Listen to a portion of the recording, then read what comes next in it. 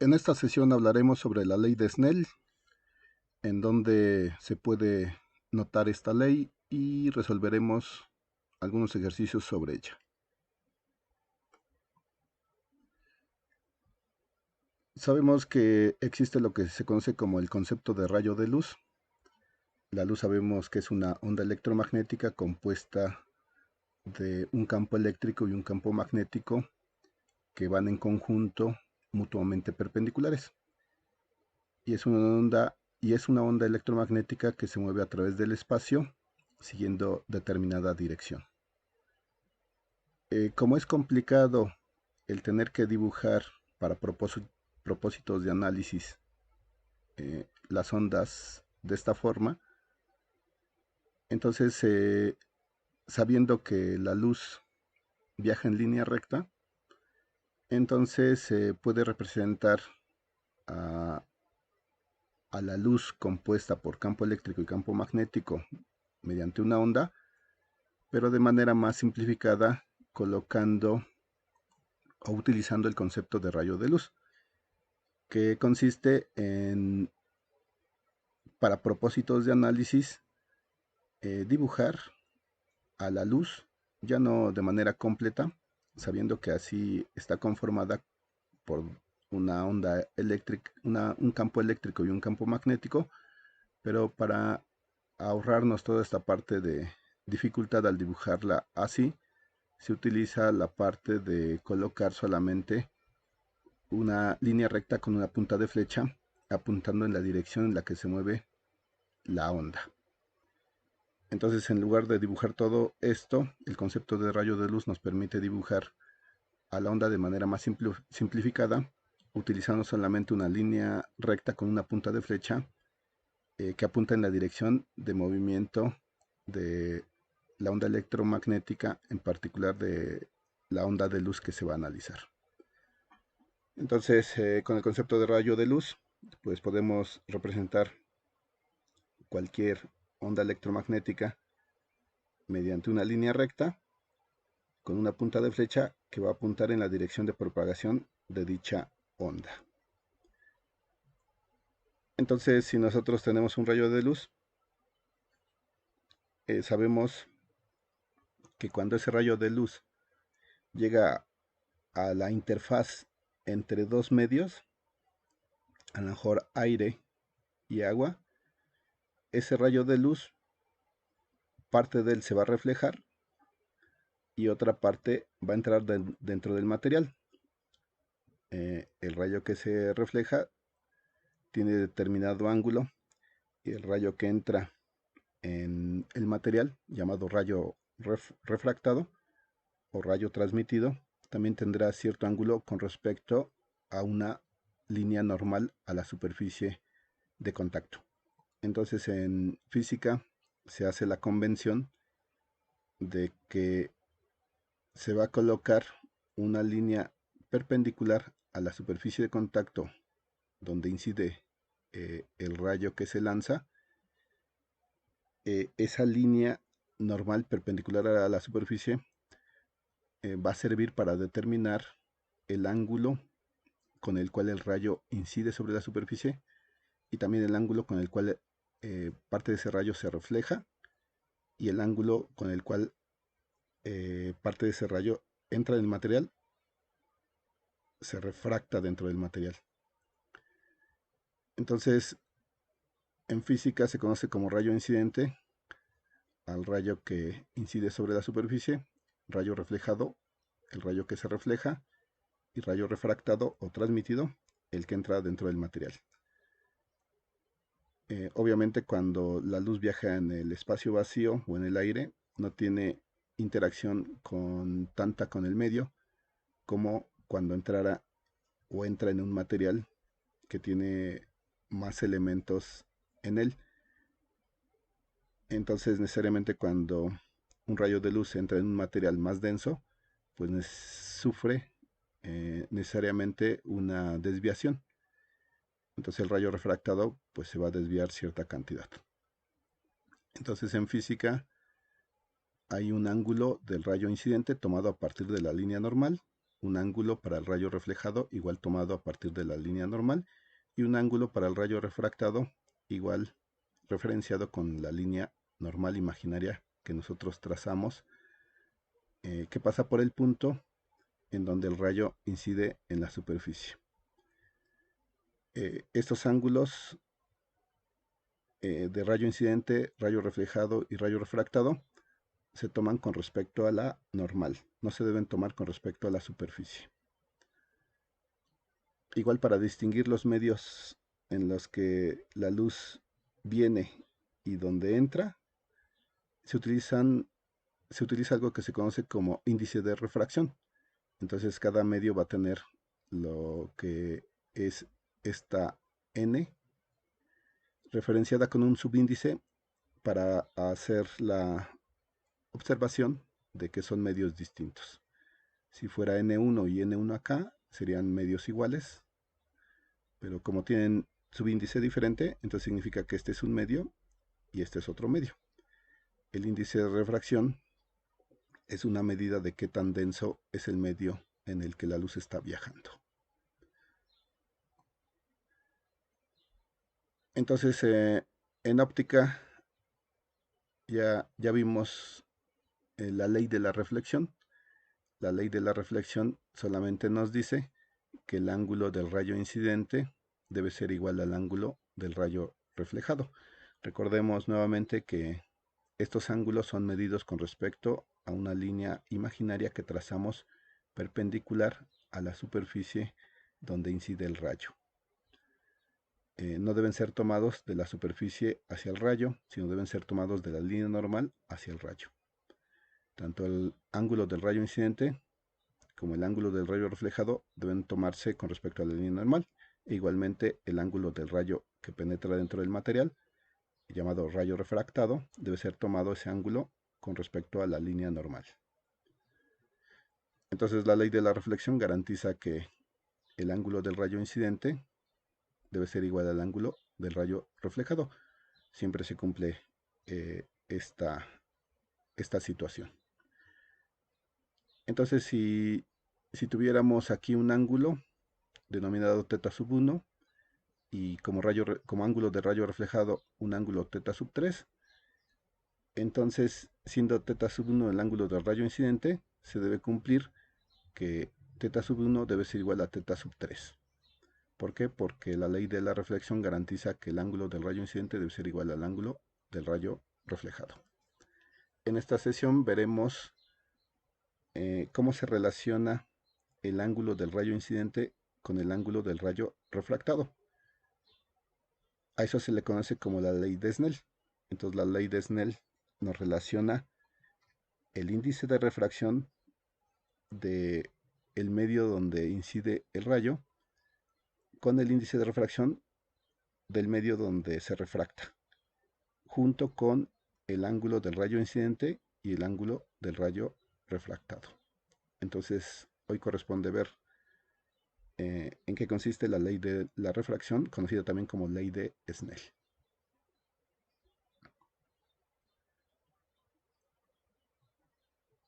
¿Qué es la refracción de la luz? La refracción de la luz es cuando la luz pasa de un medio a otro medio y eso provoca que su velocidad y dirección cambien. Entonces la luz puede propagarse en distintos medios. Generalmente nosotros consideramos que la luz viaja en el vacío, que en nuestro caso sería el aire. El vacío es la ausencia de partículas en un entorno. La máxima velocidad que la luz puede tomar en el vacío es de 300.000 kilómetros por segundo. Pero cuando la luz pasa a otro medio, en donde ya hay partículas con las cuales la luz va a tener que interaccionar, entonces necesariamente su velocidad cambia, su velocidad se reduce. Es como si nosotros estuviéramos corriendo sobre asfalto, sobre cemento, y de repente entráramos a una zona donde haya arena. Necesariamente nuestra velocidad tiene que que bajar. Entonces la luz igual en el vacío lleva su máxima velocidad, pero conforme ingresa a un medio donde haya más interacción de ella con las partículas de ese medio, su velocidad tiene que reducirse debido a esa interacción. Entonces la refracción de la luz es el hecho de que la luz va a pasar de un medio a otro y por lo tanto su velocidad tendrá que reducirse y a su vez cambia su dirección. Es por eso que nosotros cuando colocamos un lápiz sobre un vaso transparente lleno de agua, vemos que está como que doblado, porque los rayos de luz que nos están llegando están, han sido desviados debido al fenómeno de la refracción.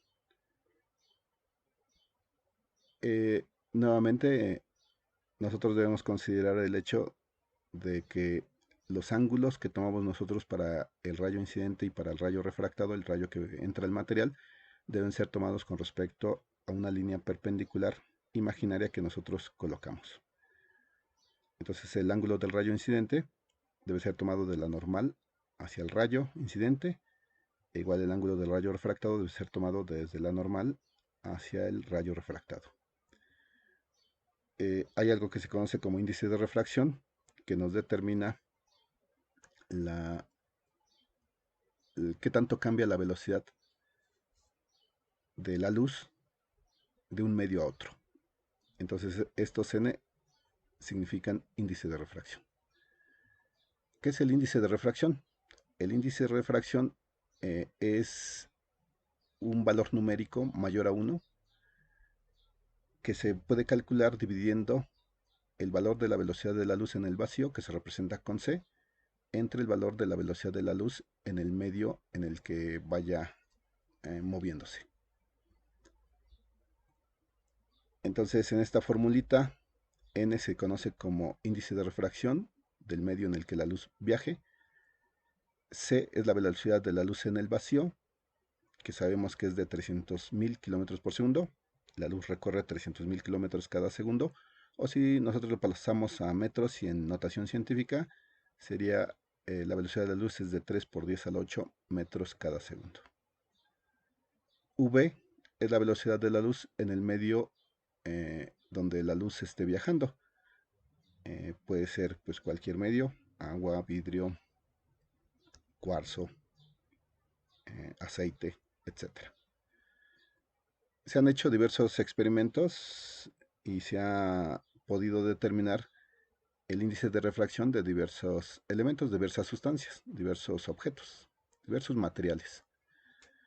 Entonces, el índice de refracción en el vacío vale 1, porque si este es el V, es la velocidad de la luz en el medio en el que vaya la luz, si fuera el vacío, entonces sería C entre C y nos daría 1.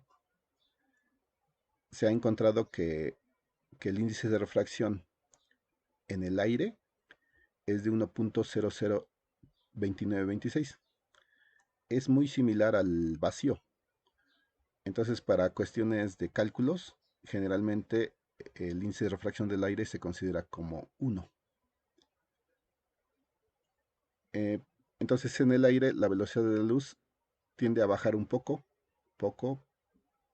no mucho, pero sí se reduce. En el agua, el índice de refracción es de 1.333. Ahí ya la velocidad de la luz pues ya bajó un poco más. En el cuarzo el índice de refracción es de 1.544. En el vidrio es de 1.45 y en el diamante, que es uno de los materiales más densos que existen en nuestro planeta, el índice de refracción es de 2.43. O sea, conforme se vuelve más denso el material, la luz tiene que reducir su velocidad en mayor cantidad. Entonces, entre más denso sea algún medio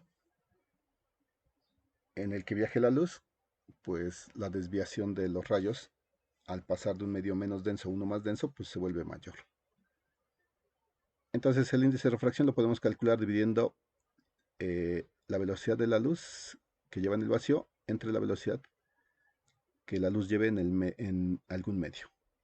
Haciendo esta división podemos obtener el índice de refracción de cualquier sustancia material.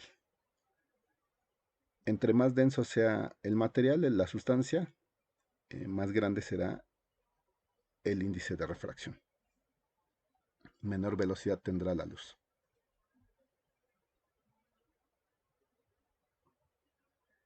Bien, calculemos la velocidad de la luz en el diamante.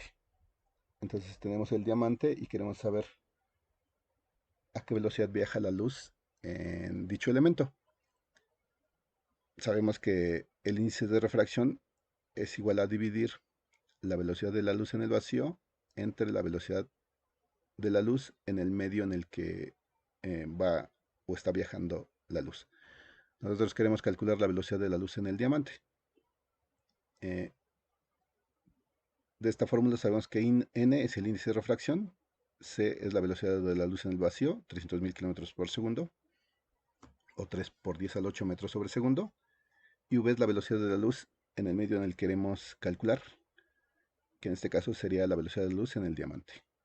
Entonces, de esta fórmula y conociendo de tablas que ya existen, que el diamante tiene un índice de refracción de 2.43, entonces el cálculo de la velocidad de la luz en el diamante pues se vuelve sencillo. Sabemos que si la velocidad está dividiendo en esta fórmula, pasará multiplicando al índice de refracción, me quedaría v por n, y como n está multiplicando ahora, pasará dividiendo. Entonces, despejando, tenemos que la velocidad de la luz en cualquier medio, en cualquier material, se puede calcular dividiendo la velocidad de la luz en el vacío entre el índice de refracción que tenga el medio en el cual va a viajar la luz. En este caso, diamante. Entonces, haciendo esas sustituciones, la velocidad de la luz en el diamante sería igual a 3 por 10 a la 8 metros por segundo, que es la velocidad a la que viaja la luz en el vacío, y dividimos entre 2.43, que es el índice de refracción del diamante. Al hacer esta operación nos queda que la velocidad de la luz es de 1.235 por 10 a la 8 metros por segundo. O sea que la velocidad de la luz se redujo casi a una tercera parte. Entonces, entre más denso sea el material, la sustancia, la velocidad de la luz va a bajar mucho más. Bien, entonces recordemos que en un diagrama para hacer análisis de los rayos de luz incidente, reflejado y refractado, los ángulos de dichos rayos se toman con respecto a la línea normal. Y que además de que si la luz pasa de un medio a otro, para distinguir a esos medios que son diferentes, se utiliza el índice de refracción de cada medio. El índice de refracción de cada medio nos indica una medida o nos da una medida de qué tan denso es la sustancia o material en el cual la luz se encuentra viajando. Se puede calcular el índice de refracción de cualquier medio dividiendo la velocidad de la luz en el vacío entre la velocidad de la luz en ese medio. Bien, ¿qué nos dice la ley de Snell? La ley de Snell expresa la relación existente entre los índices de refracción de el medio en el cual el rayo incide y el índice de refracción del medio en el cual el rayo se refracta. Además de el ángulo, la relación existente entre el ángulo del rayo incidente y el ángulo del rayo refractado. Recordemos, el ángulo se mide con respecto a la línea normal, no se mide de la superficie hacia el rayo. De la superficie hacia el rayo no se mide desde la línea normal hacia el rayo, desde la línea normal hacia el rayo. Entonces la ley de Snell matemáticamente se escribe así. El índice de refracción del medio en el cual el rayo incide por el seno del ángulo del rayo incidente debe ser igual al índice de refracción donde el rayo entra, donde se refracta, por el seno del ángulo del rayo refractado. Entonces la ley de Snell nos relaciona los índices de refracción del medio en el cual la luz incide y el índice de refracción del medio donde la luz se refracta o entra, y los ángulos del rayo incidente y el rayo refractado. ¿De qué forma relaciona? Mediante esta expresión matemática.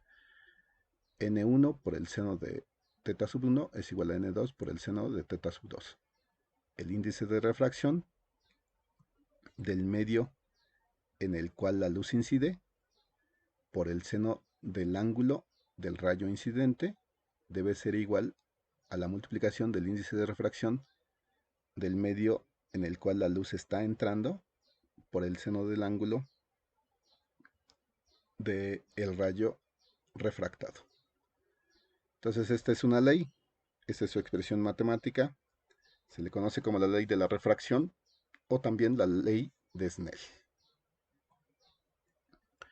Entonces N1 es el índice de refracción del medio donde incide el rayo, N2 es el índice de refracción del medio 2 donde se refracta el rayo, teta sub 1 es el ángulo del rayo incidente y teta sub 2 es el ángulo del rayo refractado. Esta es la ley de Snell. ¿Cómo utilizamos la ley de Snell para resolver ciertas situaciones? Entonces, a veces cuando se están creando a lo mejor medicinas, se necesita saber ciertas propiedades ópticas de la sustancia que se crea. O cuando se están creando nuevos lubricantes para motores de automóviles o para piezas de maquinaria, se necesitan saber ciertas propiedades ópticas de la nueva sustancia que se está creando. Entonces, para eso podemos utilizar la ley de Snell. Entonces, este ejemplo nos indica lo siguiente. Se necesita saber el índice de refracción de una sustancia y la velocidad de la luz en ella. Entonces, tenemos una sustancia nueva, no conocemos su índice de refracción ni su velocidad a la cual la luz se transporta en ella. Entonces, queremos saber esas dos características. Entonces, nos indica que un estudiante, para encontrar los valores pedidos, o sea, el índice de refracción de la sustancia creada y la velocidad de la luz en ella, toma un apuntador láser de la suficiente potencia para poder observar los rayos incidente y refractado. Y con ese apuntador láser hace que el rayo de luz incida sobre la superficie de la sustancia que se encuentra dentro de un vaso de vidrio, como se observa en la figura. Entonces tenemos de entrada dos medios, aire y la sustancia desconocida, y nos dice que utilizando un transportador, el estudiante determina que el ángulo de incidencia es de 30 grados y el ángulo de refracción es de 23 grados. O sea que con un transportador toma la medida de los ángulos considerando una línea imaginaria, la línea normal, perpendicular a la interfaz entre aire y la sustancia. Entonces, del problema nos dice que el estudiante mide que el ángulo del rayo incidente es de 30 grados. Recuerden que se toma con respecto a la normal, no con respecto a la superficie. Y que el ángulo del rayo refractado, que sería de acá hacia la normal, no de la superficie hacia el rayo, vale 23 grados. Entonces, con un transportador realizo la medida, solamente tomo un apuntador láser, coloco el punto donde el rayo láser toca la superficie, como el punto donde va a estar la línea normal, y de ahí con un transportador realizo las mediciones, arrojando que el ángulo de incidencia es de 30 grados y el ángulo del rayo refractor es de 23 grados. Entonces nos piden determinar el índice de refracción de la sustancia y la velocidad de la luz en esa sustancia. Bien, de entrada sabemos que existe lo que se conoce como la ley de Snell. Nos relaciona el índice de refracción del medio donde el rayo está incidiendo, que será en este caso aire, el índice de refracción del aire, y el ángulo del rayo incidente, que lo conocemos 30 grados, y lo relaciona con el índice de refracción del medio donde el rayo se refracta, donde la luz entra, que en este caso sería la sustancia desconocida. Queremos conocer este índice de refracción y el ángulo del rayo refractado. Entonces la ley de Snell relaciona los índices de refracción de los medios y los ángulos de los rayos, incidente y refractado. Bien, de acá conociendo que sabemos que en el aire el índice de refracción es de 1.0002926, podemos empezar a sustituir valores acá, sabiendo también que los ángulos los conocemos. El del incidente es 30 grados y el del refractado es de 23 grados. Entonces podemos sustituir valores para encontrar lo que nos están pidiendo, que sería este N2, que sería el índice de refracción de la sustancia. Aquí se observa que el índice de refracción es muy cercano al del vacío. Entonces, para propósitos de cálculo, generalmente se considera que el índice de refracción del aire es el del vacío. Es muy semejante. Entonces utilizamos como índice de refracción para el aire generalmente igual al del vacío, que es 1. Entonces, sustituyendo estos valores, tomando como índice de refracción del aire 1, el ángulo del rayo incidente 30 grados, sustituimos, quedaría 1 por el seno de 30 grados, y eso debe ser igual al índice de refracción de la sustancia, que desconocemos, por el seno del ángulo del rayo refractado, que fue medido, 23 grados. De acá entonces, pues se puede hacer operaciones, solo hay que despejar n sub 2. Seno de 30 grados es 0.5, seno de 23 grados es 0.39, 1 por 0.5 me quedaría 0.5 igual a n2 al índice de refracción de la sustancia por 0.39. Este que está multiplicando pasará dividiendo, entonces me quedaría 0.5 entre 0.39 es igual al índice de refracción de la sustancia. El índice de refracción no tiene unidades, es un número solamente. Entonces me quedaría que el índice de refracción vale 1.28. Entonces este es el índice de refracción de la sustancia, muy fácilmente calculado a partir de la ley de Snell. Este procedimiento es el que se utiliza para determinar índices de refracción de sustancias desconocidas.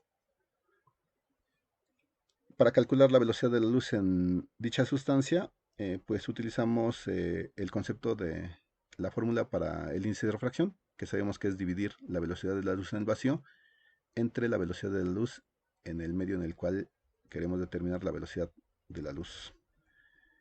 En este caso entonces sabemos ya el índice de refracción de la sustancia, que es 1.28, solamente despejamos. Entonces la velocidad es igual a C sobre el índice de refracción. Este estaba dividiendo, pasa multiplicando, pero ahora multiplica el índice de refracción, entonces el índice de refracción pasará dividiendo. Por eso queda esta fórmula. Y sustituimos valores. La velocidad de la luz es de 3 por 10 al 8 metros sobre segundo y el índice de refracción es de 1.28. Al hacer las operaciones nos queda que la velocidad de la luz es de 2.34 por 10 a la 8 metros sobre segundo en esa sustancia. Entonces, utilizando la ley de Snell, pues es muy fácil resolver situaciones de rayos que inciden y se refractan en dos medios. Bien, aquí tenemos otro problema. En este problema nos dicen que hay una capa de aceite. El índice de refracción del aceite es de 1.45 y que está flotando sobre agua. Entonces tenemos un vaso, hay una capa de aceite y agua en la parte inferior. El agua es de su índice de refracción es de 1.33. Sabemos que como el aceite es menos denso que el agua, entonces el aceite tiende a subir a la parte eh, superior del agua y se mantiene en esa posición. Entonces nos indican que un rayo de luz entra dentro del aceite con un ángulo incidente de 40 grados. Entonces hay un rayo de luz que va a entrar en el aceite con un ángulo de 40 grados y nos dice que hay que encontrar el ángulo que el rayo refractado hace en el agua. O sea, va a entrar el rayo de luz se va a refractar en el aceite y después va a salir otra vez en el agua. Entonces aquí tenemos tres medios. Primero aire, después aceite y por último agua. El rayo de luz viene del aire, entra al aceite, obviamente se tiene que refractar, desviar y bajar velocidad porque pues está entrando a otro medio, pasa de un medio a otro, tiene que refractarse. Y después como pasa de otro medio también a otro, de aceite a agua, pues tiene que volverse a refractar. Entonces nos están pidiendo calcular el ángulo que el rayo refractado hace en el agua. Entonces tenemos de entrada que el rayo de luz incide viniendo del aire hacia el aceite con un ángulo de 40 grados, así lo marca el problema. Entonces por eso está dibujada esta línea normal, porque recordemos que los ángulos en óptica de rayos incidentes, reflejados y refractados se toman con respecto a la línea normal, no con respecto a la superficie. Por lo tanto aquí entonces el ángulo es de 40 grados a partir de la normal. ¿Cómo marca el problema? El aceite nos dicen que tiene un índice de refracción de 1.45 y el agua 1.33. El del aire ya lo sabemos, se toma generalmente el del vacío de 1. Entonces, en este problema, pues se tiene que analizar en dos interfaces. La primera interfaz aire-aceite, el rayo de luz tendrá un ángulo del rayo incidente de 40 grados, entrará al aceite y se refractará con un ángulo de rayo refractado simbolizado como θ sub R1, ángulo del rayo refractado 1. Entonces, aquí podemos aplicar la ley de Snell. Una vez conociendo el rayo refractado, el ángulo del rayo refractado, podemos utilizarlo para que sea para que se pueda calcular el ángulo del rayo incidente, tomando esta refracción como el rayo incidente y ahora esta refracción como el rayo refractado.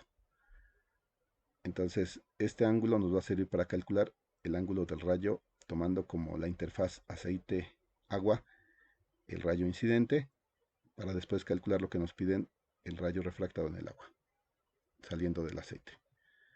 Entonces este ángulo nos va a servir para calcular el ángulo que vamos a tomar como ángulo del rayo incidente en la interfaz aceite-agua.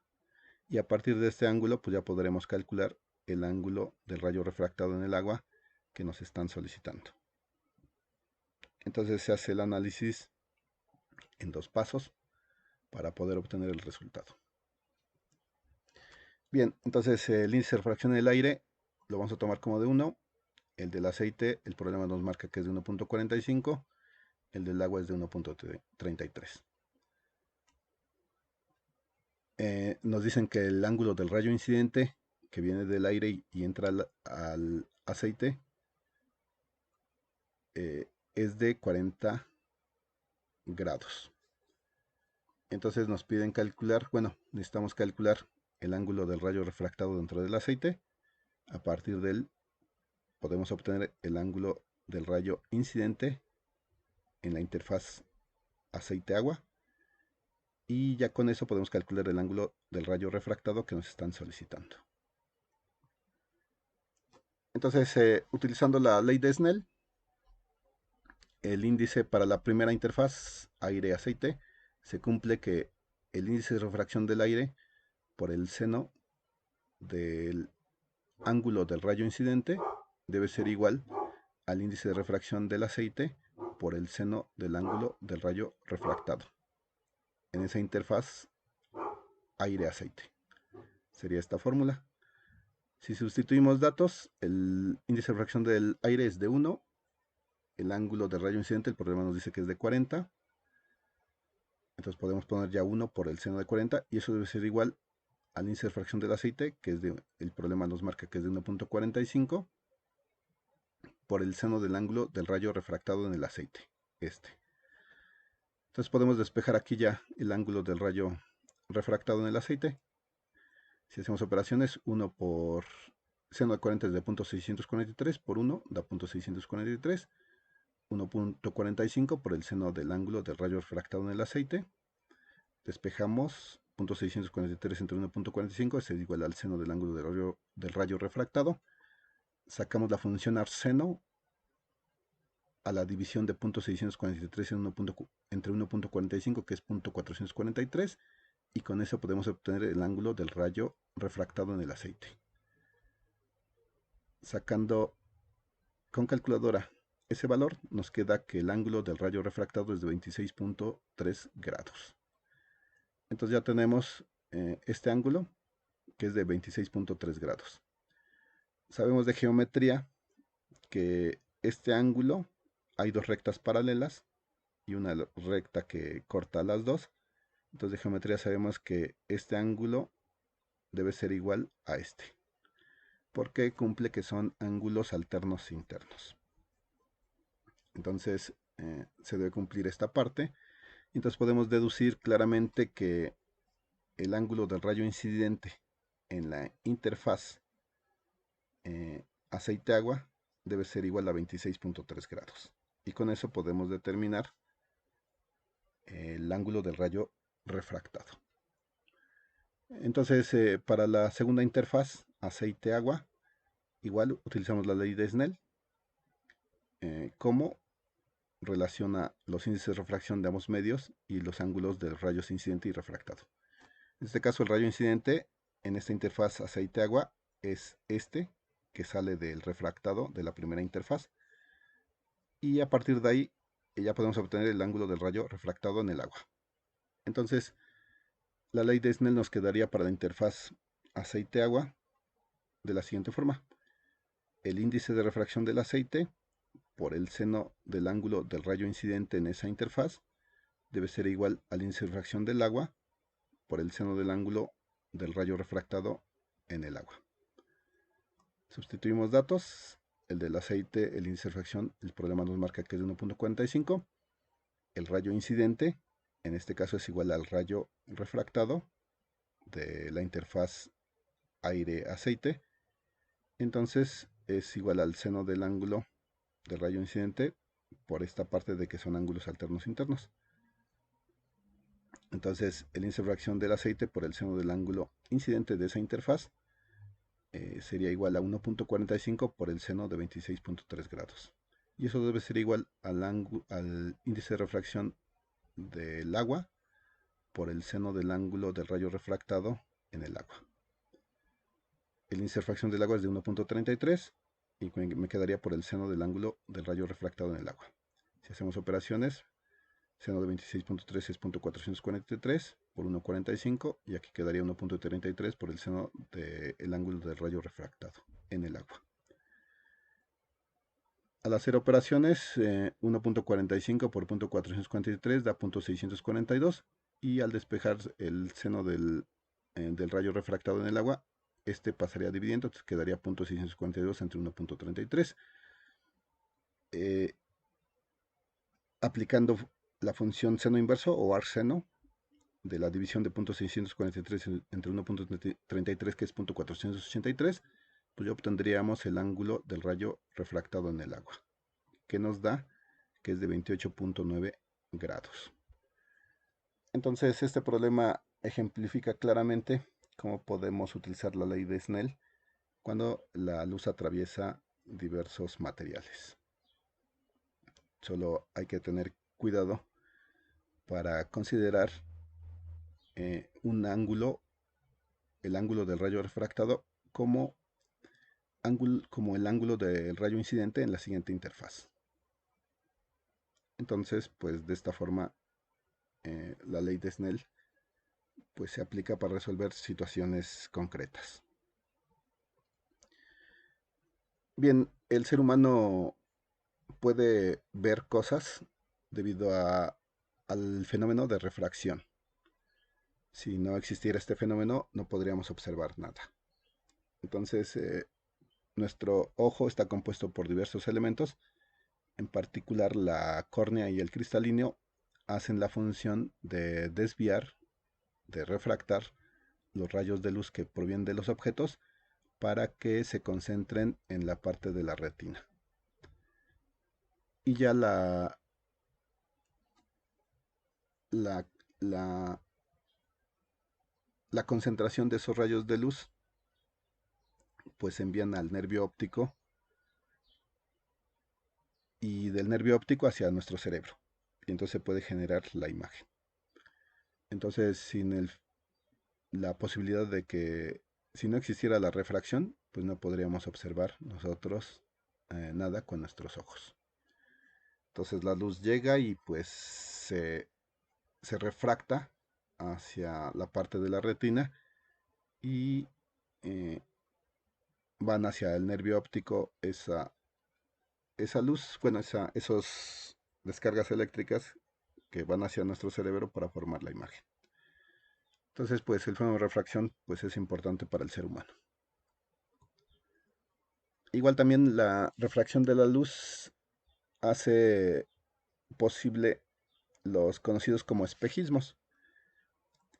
En general la luz cuando pasa de un medio más denso a uno menos denso, pues sufre una desviación.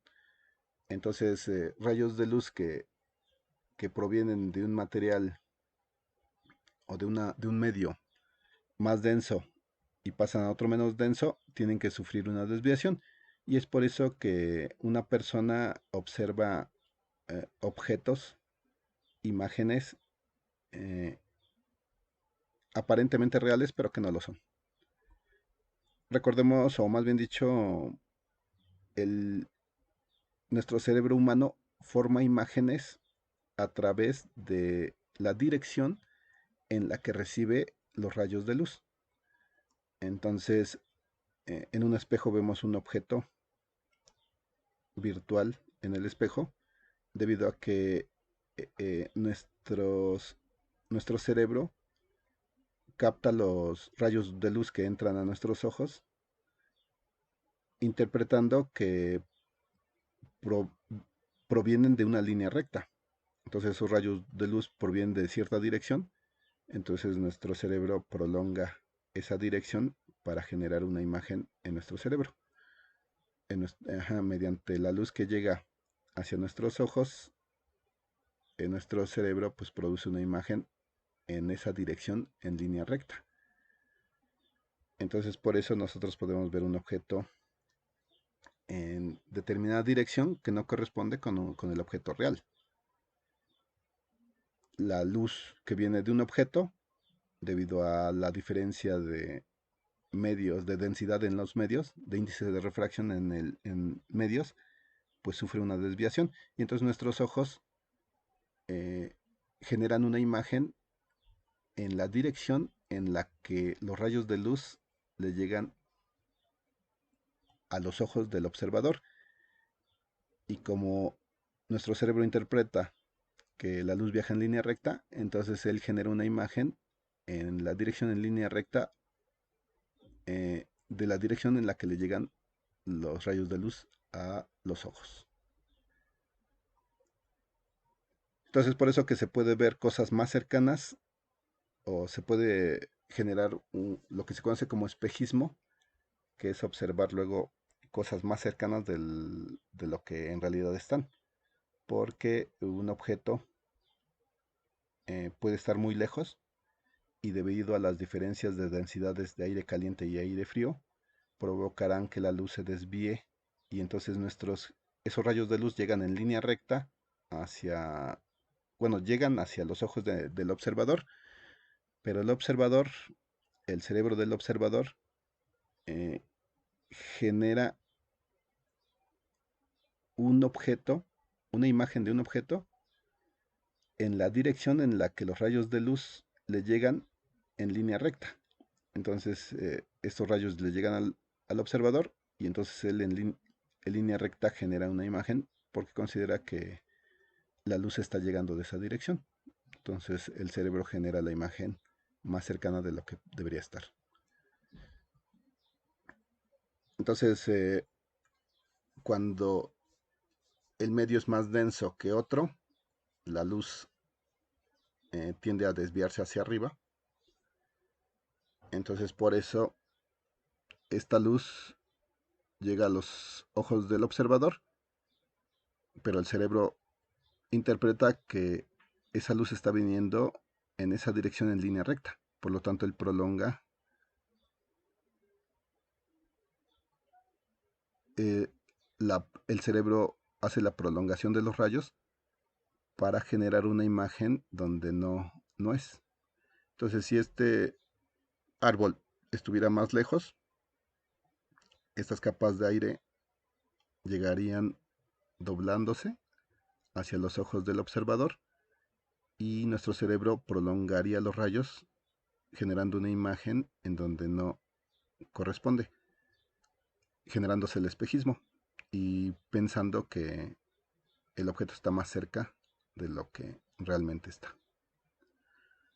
Igual cuando la luz pasa de una capa de aire más densa, fría, a una más menos densa, que es las capas de aire caliente, entonces igual la imagen del objeto, los rayos de luz que llegan del objeto, se doblan ahora hacia abajo y un observador en otro barco prolongaría esa dirección en la que le llegaron los rayos de luz a sus ojos en línea recta, generando una imagen que parecería que está en la parte superior, o sea, volando, debido al fenómeno de refracción de la luz que sufre cuando pasa de un medio a otro. Este efecto se conoce como fata morgana, entonces luego se puede observar en el mar que hay barcos que pareciera que están volando, que están flotando sobre la superficie, pero en realidad es este efecto el que está sucediendo.